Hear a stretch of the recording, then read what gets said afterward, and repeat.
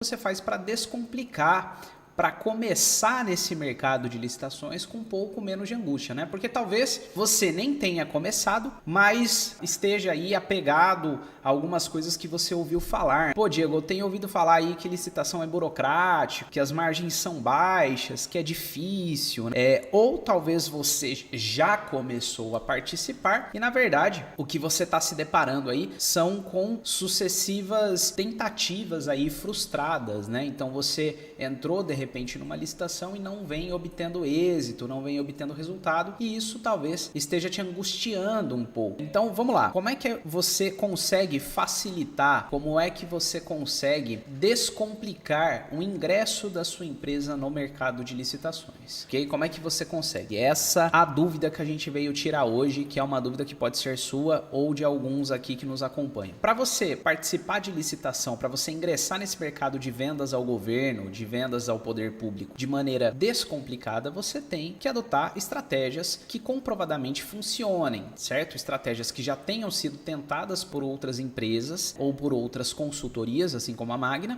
que comprovadamente funcionem, que tornem o caminho aí de se tornar fornecedor do governo mais fácil. Então vamos lá, você precisa adotar uma estratégia que contorne os entraves burocráticos, ou seja, que diminua o nível de burocracia que a qual você se sujeita, né? A gente sabe que empresas, quando estão no começo, pessoal, elas não conseguem se dedicar integralmente na maneira como a legislação exige, né? Por exemplo, há questões de aspectos contábeis, por exemplo, a registro de marca, por exemplo, ou a própria regularização da empresa, né? Tem muitas atividades empresariais ali que elas começam até mesmo sem estarem devidamente regularizadas, né? Quer dizer, muitas vezes você não tem sequer registro na junta comercial, ou com muito sacrifício você conseguiu ali levar registro na junta comercial o ato constitutivo da sua empresa. Com muito sacrifício você conseguiu regularizar, emitir um número de CNPJ, enfim. E depois são tantas exigências que você acaba não dando prioridade para todas essas exigências e procurando, afinal de contas, prospectar clientes, fazer vendas, fazer marketing, que é verdadeiramente o que vai fazer a sua empresa respirar, ter fôlego, verdadeiramente o coração da empresa ali, né? A gente sabe disso. E é por isso que a gente ensina a licitação, porque a gente acredita na licitação como um mercado que pode sim proporcionar para sua empresa a possibilidade de você fazer vendas recorrentes, de você ter capital de giro e de você conseguir prospectar clientes e diversificar o caixa da sua empresa por meio de oportunidades que não é você que vai atrás dessas oportunidades, são essas oportunidades que vêm até você. Então, o mercado de licitações, a boa notícia ele é sim uma boa oportunidade de você diversificar e conseguir variar, aumentar, ampliar o faturamento da sua empresa. Mas para isso você precisa adotar uma estratégia correta. E aí, quando eu falei aqui sobre contornar entraves burocráticos, o que eu tô querendo dizer com isso? Eu tô querendo dizer o seguinte: se você leu o edital de licitação e você viu que no edital pede-se muito documento, pede-se mais documento do que efetivamente a sua empresa consegue adotar, o ideal é que você entre em disputas que a sua empresa consiga atender a burocracia. O ideal é que você consiga nivelar. Então, se a burocracia é muita, a sua empresa não consegue atender, existem oportunidades de vendas ao governo que elas são menos burocráticas, tá, pessoal? Elas fazem uma menor exigência aí no que diz respeito aos documentos de habilitação ou no que diz respeito, por exemplo, às próprias exigências regulatórias de alguns itens, de alguns produtos. E é sobre isso que a gente está aqui para falar hoje. Então você precisa contornar os entraves burocráticos, buscar oportunidades que sejam menos burocráticas, que exijam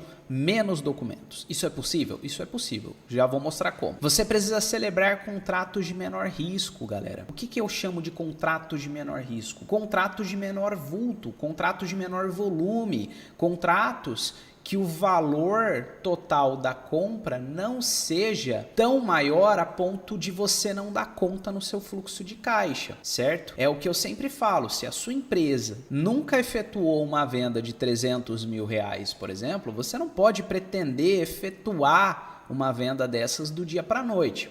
Ou, tudo bem, Você pode até assumir esse risco, mas aí você vai ter que ter capital ou alguma estratégia para captação de crédito na praça, de maneira que você consiga suportar o período em que você vai ficar desfalcado desse dinheiro.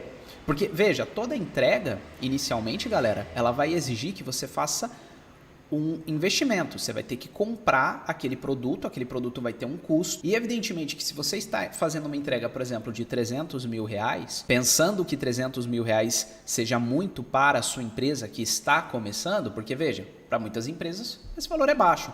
É um ticket baixo. Então depende muito da capacidade operacional da sua empresa, que é um aspecto que tem que ser levado em consideração. Você abriu o CNPJ ontem, a sua empresa foi fundada ontem. Provavelmente a capacidade operacional dela não seja muito alta, mas isso é você que tem que saber medir. Empresas que já têm mais tempo de mercado, evidentemente elas vão ter uma capacidade operacional maior e, portanto, elas vão poder assumir um risco de proporção maior e, portanto, elas vão poder celebrar contratos de valores mais altos. Elas vão poder celebrar aí contratos de maior valor, contratos em que o valor da compra é mais significativo, sem comprometer o fluxo de caixa, sem correr tanto risco. Essa administração do risco, ela é fundamental, pessoal. O risco, ele é inerente à atividade empresarial, à atividade empreendedora. Todo empreendedor, toda pessoa que abre uma empresa, ela está assumindo os riscos do negócio. E não é diferente no mercado de licitações. Mas é para isso mesmo que a Magna está aqui, para te conscientizar. Então você precisa adotar uma estratégia que concilie participação em disputas,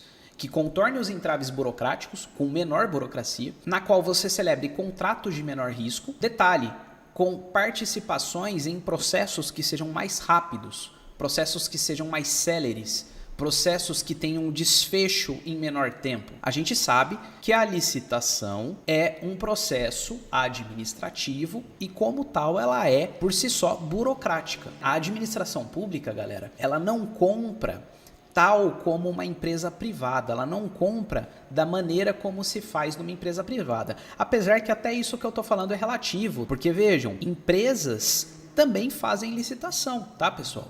Licitações privadas. Existem empresas que fazem licitação. Elas promovem uma disputa entre diferentes fornecedores ou diferentes prestadores de serviço, porque muitas vezes você está falando de uma contratação como a que eu mencionei, que se exige uma capacidade operacional alta da empresa que vai executar aquela tarefa. Às vezes você está falando de uma prestação de serviço de nível internacional. E aí a empresa que vai dar conta daquela prestação de serviço tem que ser uma empresa que se mostre apta, capaz, e por você estar falando de uma contratação de volume alto, evidentemente essa empresa ela também vai ter que ser uma boa negociadora nos preços. Nada mais, nada menos é isso que a administração pública faz quando ela promove uma licitação, galera. Ela convoca os potenciais fornecedores interessados, ela promove uma disputa. Essa disputa, a priori, quem vai ser o vencedor?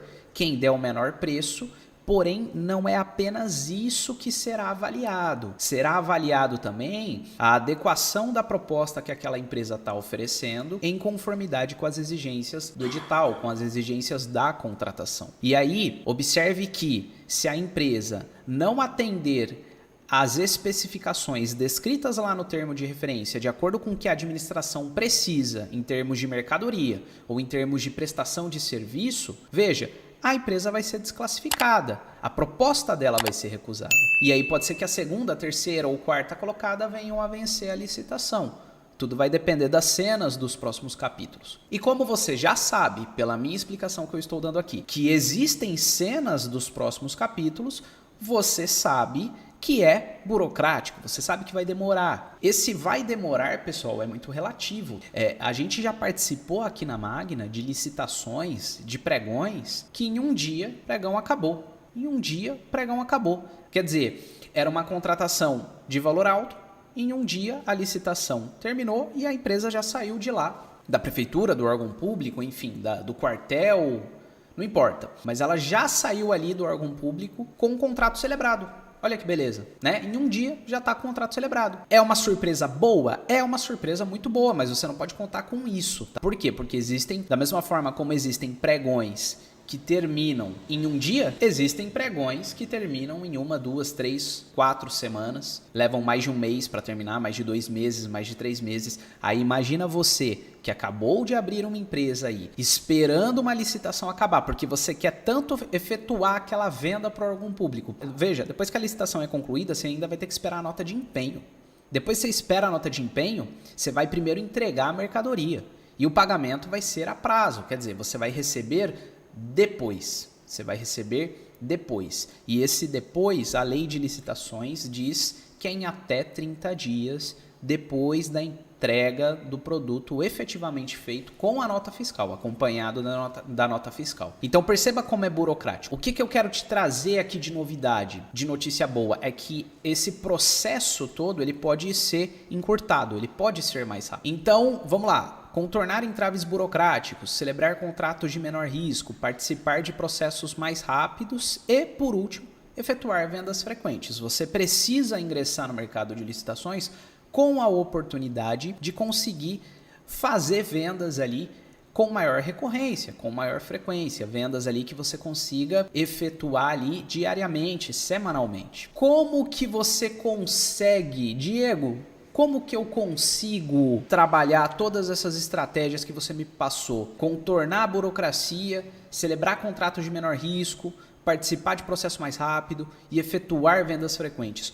Qual que é a modalidade de licitação, o tipo de licitação, chame você como quiser, que une todas essas características? Qual que é? O processo de compra que vai reunir todas essas estratégias que eu falei, pessoal, é a dispensa de licitação. A dispensa de licitação, ela reúne todas essas características. Ela é menos burocrática, via de regra ela é menos burocrática, a gente vai ver que tem ressalvas, mas a tendência é que todo o processo de dispensa, normalmente, ele seja menos burocrático do que os pregões, de uma maneira geral, tá bom? Você está falando de contratos de menor risco, também os processos são mais rápidos e você consegue efetuar vendas frequentes. Vamos lá. Por que eu consigo contornar os entraves burocráticos por meio das dispensas de licitação?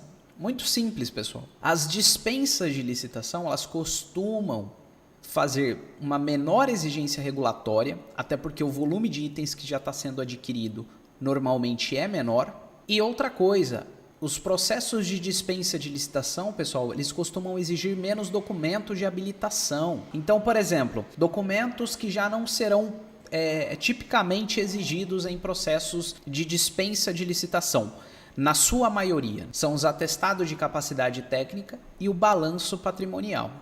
Aí você vai me falar, não, mentira, Diego, eu já vi dispensa de licitação que pede atestado de capacidade técnica e que pede balanço patrimonial. Realmente, pode acontecer. Por quê? Porque de acordo com a nova instrução normativa que regulamenta os processos de dispensa de licitação, as dispensas de licitação podem sim exigir atestados de capacidade técnica e balanço patrimonial, que são documentos que para sua empresa conseguir, ela fatalmente já vai ter que ter tido faturamento. E não é qualquer faturamento. Ela já vai ter que ter tido um faturamento anterior para alguma pessoa jurídica.